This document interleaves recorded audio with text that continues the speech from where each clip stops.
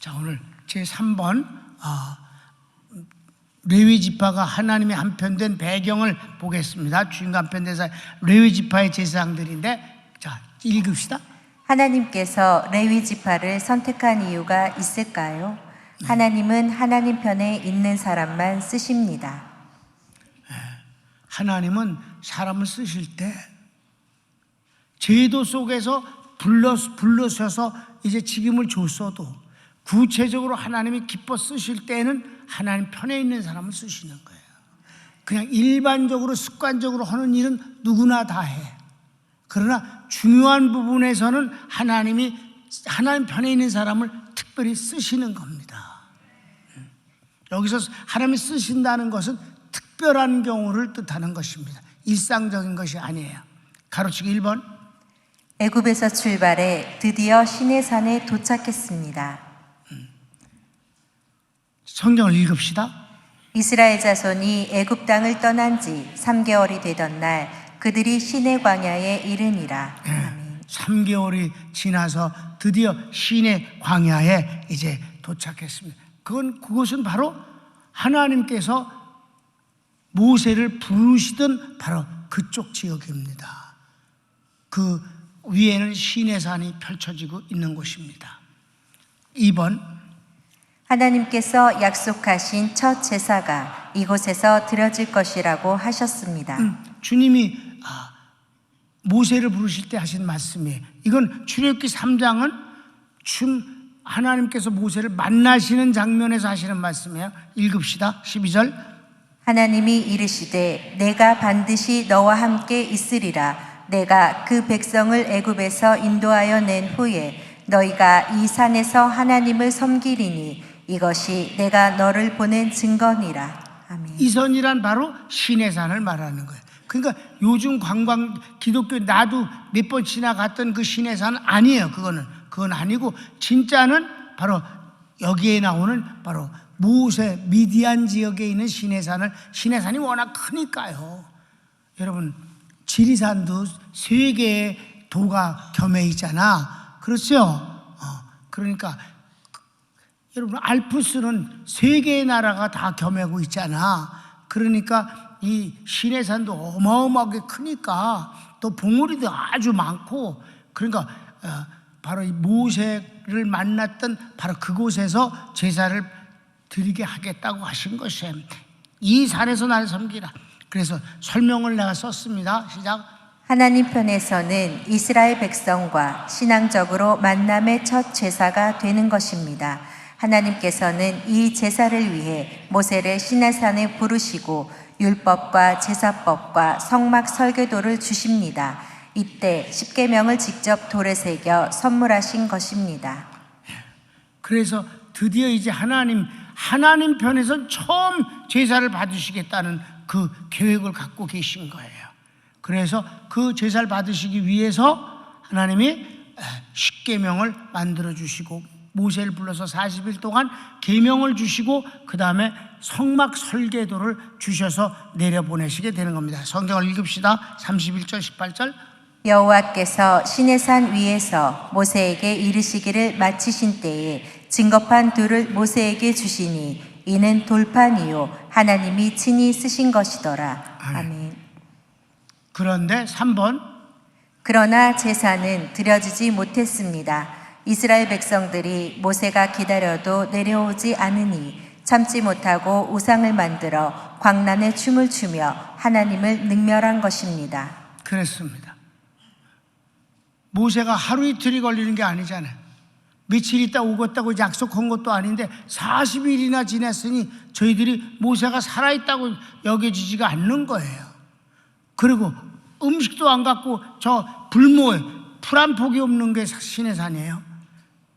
여러분 내가 8층에 올라오면 시내산에서 내가 가지고 내려온 돌을 보여줄게. 빨간 돌입니다. 색깔이 빨개요. 그래서 시내산에서 시내산의 꼭대기에 올라가서 해가 뜰 때 보면은요 용광로에서 막 불이 끓는 것 같은 데서 태양이 올라와요. 왜냐하면 산이 빨개서.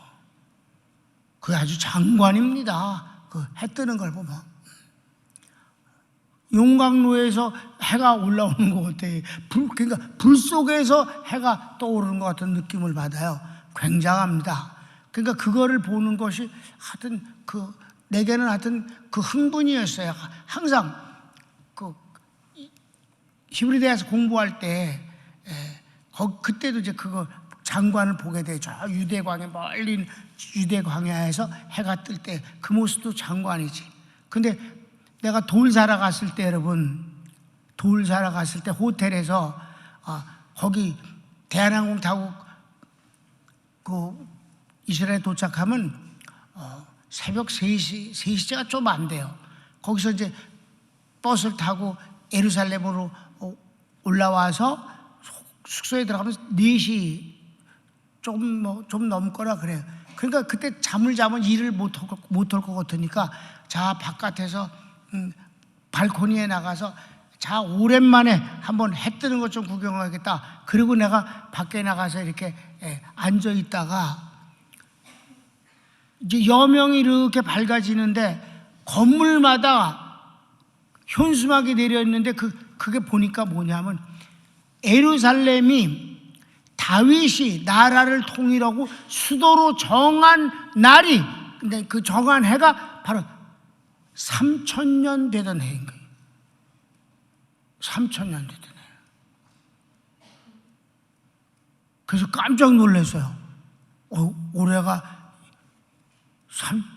예루살렘이 이 다윗이 수도로 정한 3000년이야? 나 몰랐는데 여기 와 보니까 와, 그걸 이렇게 보면서 다윗은 어떤 인간인가 도대체가. 아니 다윗이 죽은 지 2000년이 됐는데 3000년이 됐는데 아직도 다윗이 아니냐. 시온성이라고 우리가 부르지 않느냐. 다윗성을 가리켜서. 시온성은 천국을 상징한다. 그리고 이 애굽의 100배나 되는 인구의 100배가 되어지는 이 나라를 100분의 1분이 안 되는 이스라엘을 두려워해야 하는데 그 두려워하는 말 중에 하나가 뭐예요? 시오니즘이잖아요. 시오니즘이 뭐예요? 다윗 시대를 회복하겠다는 뜻이에요. 다윗 시대가 회복되면 모든 나라들은 조공을 바치면서 평화를 구걸하던 때란 말이에요. 그래서 내가 이스라엘 백성들이 이스라엘의 총리 이름은 몰라도 다윗을 모르는 사람은 없다더니, 아니 적군들이 이스라엘이 뭔에 대해서 몰라도 다윗은 다 안다 이 말이에요. 그걸 이렇게 보면서 주여 다윗은 어떤 인간이길래 죽은 지 3000년이 됐는데 저는 살아있습니다 지금도. 그러면서 내가 죽어 3000년 됐을 때 그때는 다 천국 갔지만, 주님, 사람이 죽은 뒤에 그 사람이 더 드러나지 않습니까? 이런 걸 갖고 쓸데없는 기도를 하고 있는데, 기도를 하고 이렇게 보니까 해가 이만큼 떴어. 해가 떠 있는 걸 눈을 뜨고 있으면서 뜬 걸 못 보고 기도만, 눈을 감고 기도한 게 아니거든. 그냥 그렇게 이러면서 기도를 하고 중얼거리고 있었는데 해가 뜨는 게 관심이, 그러니까 뭐가 뭐를 보고 있느냐가 중요한 거야. 아멘. 그냥 뭐야 해 떴잖아. 그냥 방으로 들어갔지. 그런 기억이 납니다.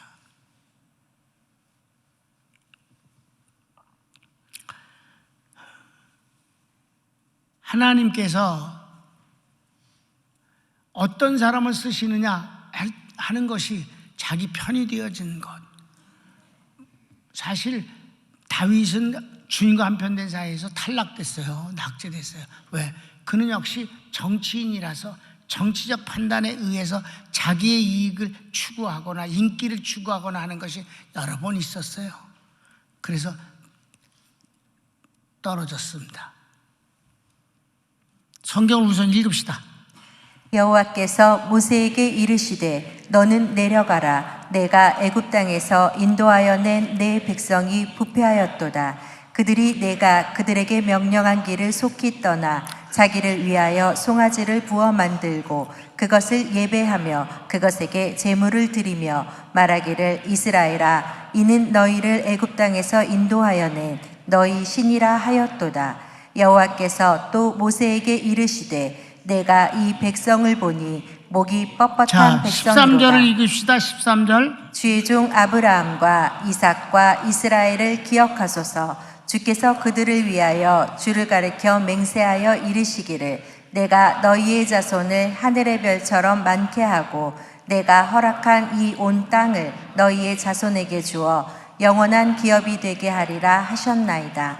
여호와께서 뜻을 돌이키사 말씀하신 화를 그 백성에게 내리지 아니하시니라. 그 앞부분에 중간에 긴 걸 내가 읽지 않아서 다 죽여버리겠다고 하신 거예요.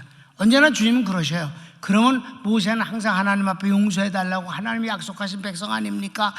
그러면서 그러면 하나님이 뜻을 돌이켜서 알았다 이렇게 하십니다. 그 대신 전체를 죽이진 않고 그 대신 절대로 우상을 숭배한 자들은 용서하지 않으시는 것이지요. 4번.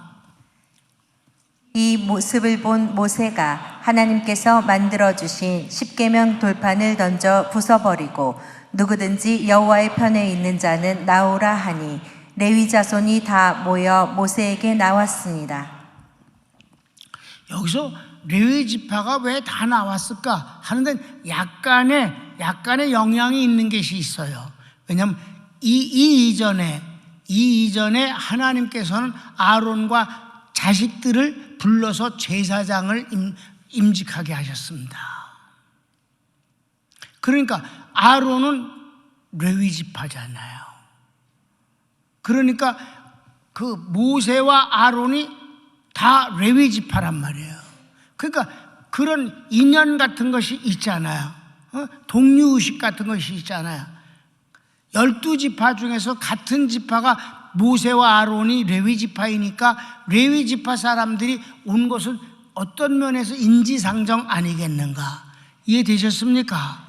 그러니까 레위 지파가 다 모세에게로 몰려왔어요. 자, 성경을 읽읍시다. 모세가 본즉 백성이 방자하니 이는 아론이 그들을 방자하게 하여 원수에게 조롱거리가 되게 하였음이라. 이에 모세가 집 문에 서서 이르되 누구든지 여호와의 편에 있는 자는 내게로 나아오라 하매 레위 자손이 다 모여 그에게로 가는지라. 아멘. 자, 그 다음 설명을 읽읍시다. 모세가 여호와께서 명하셨다. 그들을 칼로 도륙하라 하니 레위인들이 우상 숭배자들 3,000명가량을 죽입니다. 이 점이 참 어려운 대목입니다. 한번 본문을 읽읍시다. 모세가 그들에게 이르되 이스라엘의 하나님 여호와께서 이렇게 말씀하시기를 너희는 각각 허리에 칼을 차고 진 이문에서 저 문까지 왕래하며 각 사람이 그 형제를 각 사람이 자기의 친구를 각 사람이 자기의 이웃을 죽이라 하셨느니라. 레위 자손이 모세의 말대로 행하매 이날의 백성 중에 3,000명가량이 죽임을 당하니라. 아멘. 얼마나 어려운 말이에요. 주님이 명령을 하는 게 각 사람이 가족을, 각 사람이 친척을, 각 사람이 이웃을 칼로 죽이라. 아주 잔인무도한 명령이라 이 말입니다. 이걸 또 그대로 순종을 해서 어저께까지도 가까웠던 혈육을, 이웃을, 친구를 칼로 찔러 죽인다. 그랬더니 5번 읽읍시다. 하나님이 어떻게 하셨냐고. 시작. 모세는 레위인이 우상 숭배자들을 죽인 것이 하나님께 헌신한 것이라고 선언합니다.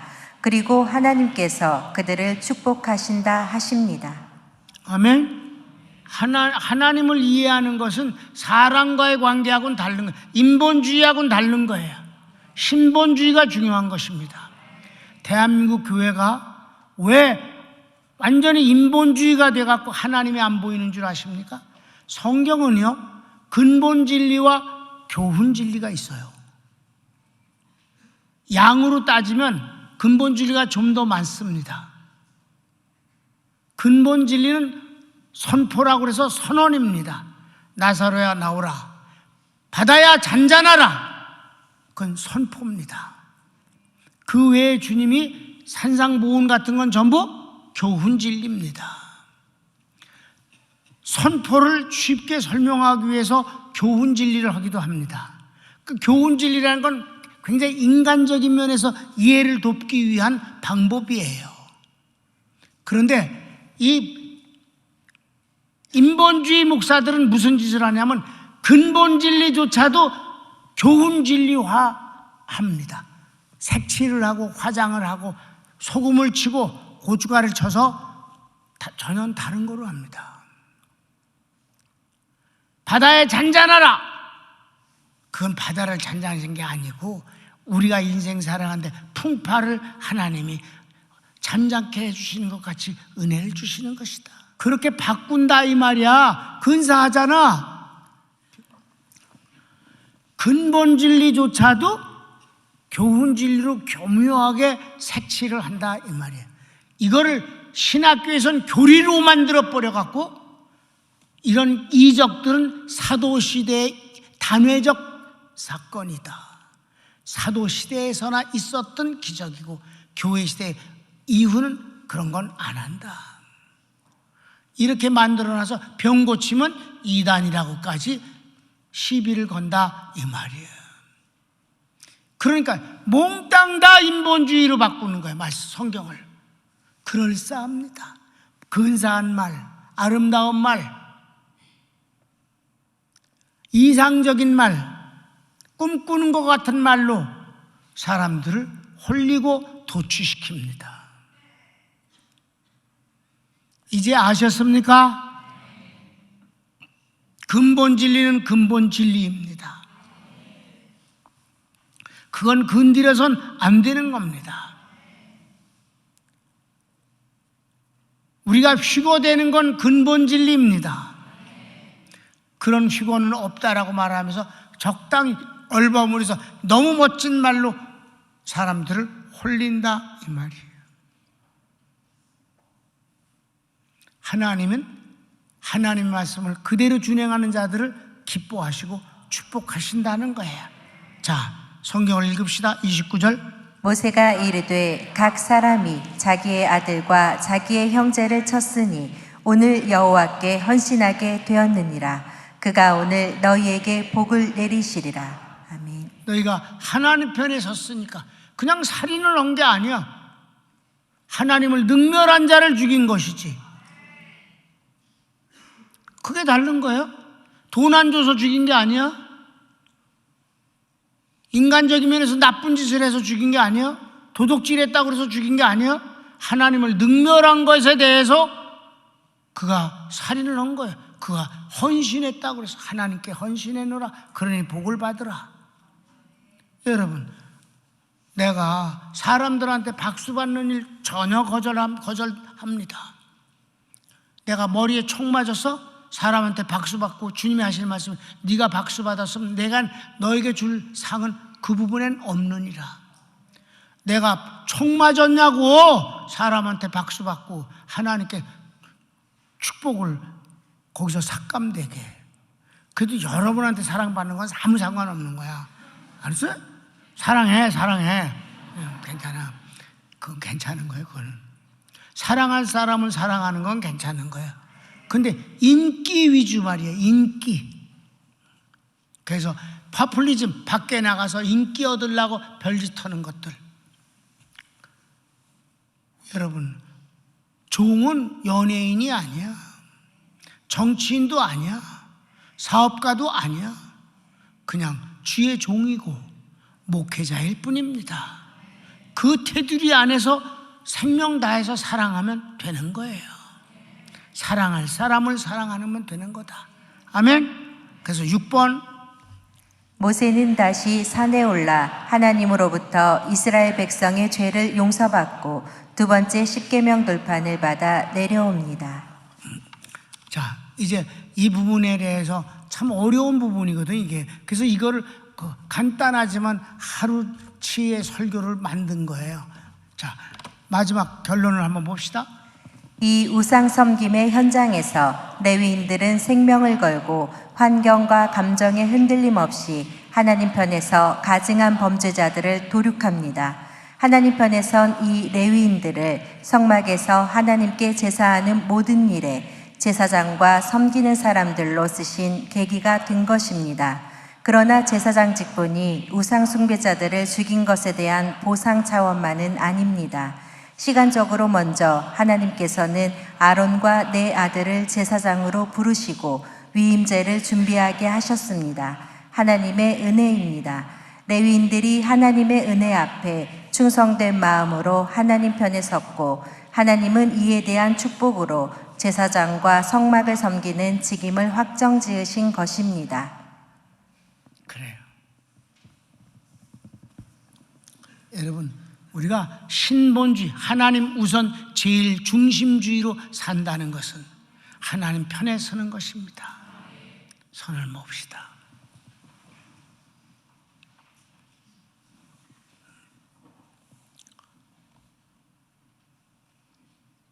여러분, 담임 목사는 인간적인 면에서, 인격적인 면에서 내세울 것이 별로 없습니다. 그러나 정말 처음부터 결심한 것이 있습니다.